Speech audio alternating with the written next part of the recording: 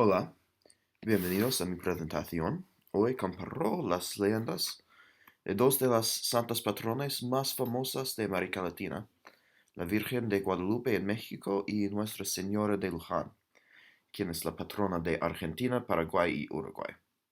Quiero enfocarme específicamente en las relaciones raciales inherentes en esas historias y ver si una comparación puede darnos algunas pistas sobre cómo los diferentes países han desarrollado sus modernas identidades nacionales.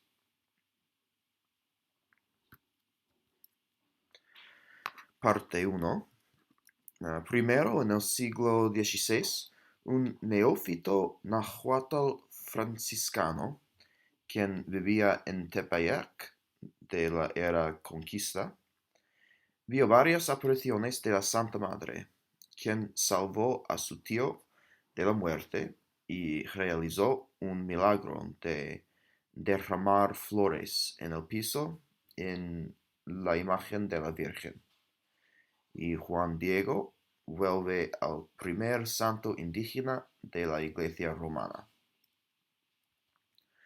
Segundo, en el siglo XVII, un ciudadano portugués de Córdoba, en el país de Argentina moderna, solicitó que un artesano brasileño construyera un icono de la Virgen para él.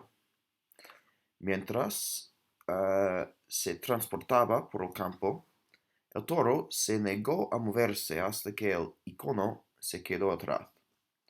Un esclavo, el negro Manuel, fue dejado con el icono y él miró varios milagros de transportación supernatural, los cuales confirmaron la divinidad del objeto.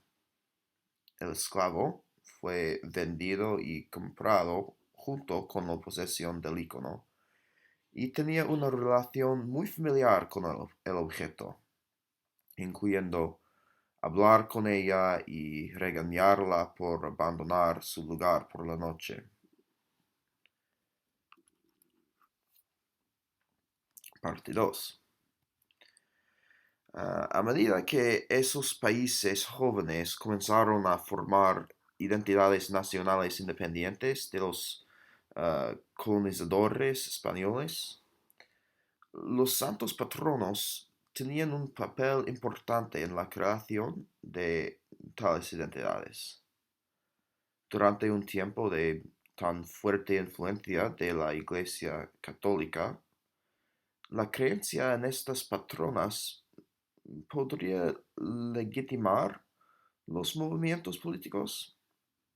Dado esto, es significativo que la Virgen de Guadalupe se la apreció a un hombre indígena al comienzo de esta nueva nación mestiza.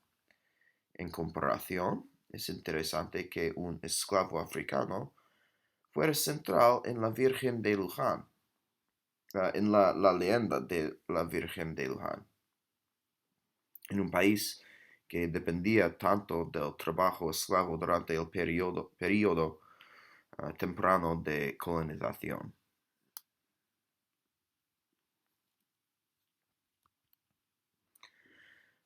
Desde el primero, fue un intento enfocado de incorporar las raíces mezcladas o mestizos en la identidad nacional de México. Um, Hubieran las leyendas de las religiones y también en el gobierno, donde haya líderes mestizos como Vicente Guerrero o Benito Juárez, mostrado acá. A mediados del siglo XV, Alonso de Montúfar trajo a España la iconografía que había incorporado con um, entre fue una incorporación entre la iconografía indígena con la de la Virgen de Extremadura en España.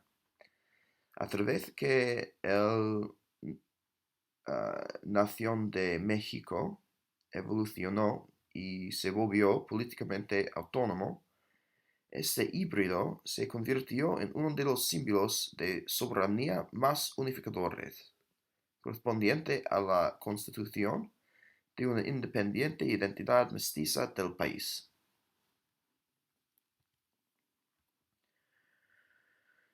Como es simbolizado en la leyenda de Nuestra Señora de Luján, afroporteños son una parte fundamental de la historia y la cultura de Argentina, como se puede ver en sus contribuciones en los campos de la lengua, el cuisine y el arte.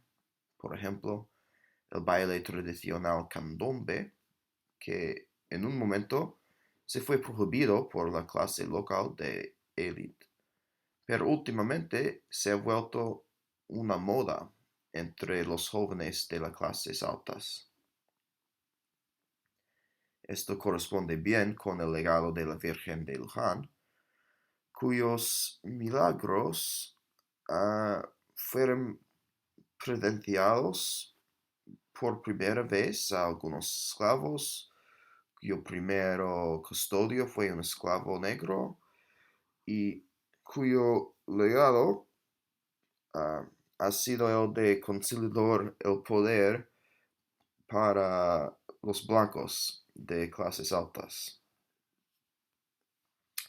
Esos son iconos históricos, pero no sin efectos modernos. En el año 2010, la Virgen de Luján fue celebrada como símbolo de patrimonio y inclusión, ya que fue el bicentenario de la Revolución Argentina y un tiempo político en que la Iglesia Católica eligió identificar su patrón como alguien con quien se puede construir una patria para todos, según el Progénero, el periódico oficial en la Arquidiócesis de Washington, D.C. A pesar del deseo de retratar el legado de la Virgen como inclusivo, la naturaleza explotadora del trabajo esclavo no puede ser ignorada, especialmente en un país que tiene la costumbre de apropiarse de la cultura afro-latina, mientras mantiene a los afro-latines más o menos invisibles.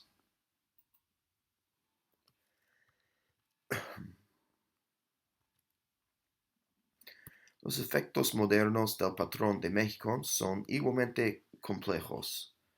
Si bien el país ha intentado crear una identidad mestiza, investigadores como Guerrero acá señalan que los grupos indígenas se pueden ser colonizados, ayudados o integrados, pero siempre son el otro. Si bien yo he retratado una fuerte correlación entre las leyendas de estas patronas y las actitudes respectivas hacia las relaciones raciales que se encuentran en México y Argentina, no me atrevo a atribuir una relación firme de causalidad. No porque no creo que es cierto, sino simplemente porque es imposible probar cuál es el pollo y cuál es el huevo en estas circunstancias, ¿sí?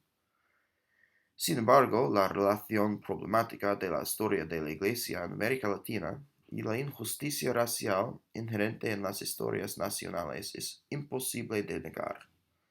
Dado esto, será interesante ver cómo cambian las relaciones durante un periodo de creciente laicidad. Gracias por escucharme y chao.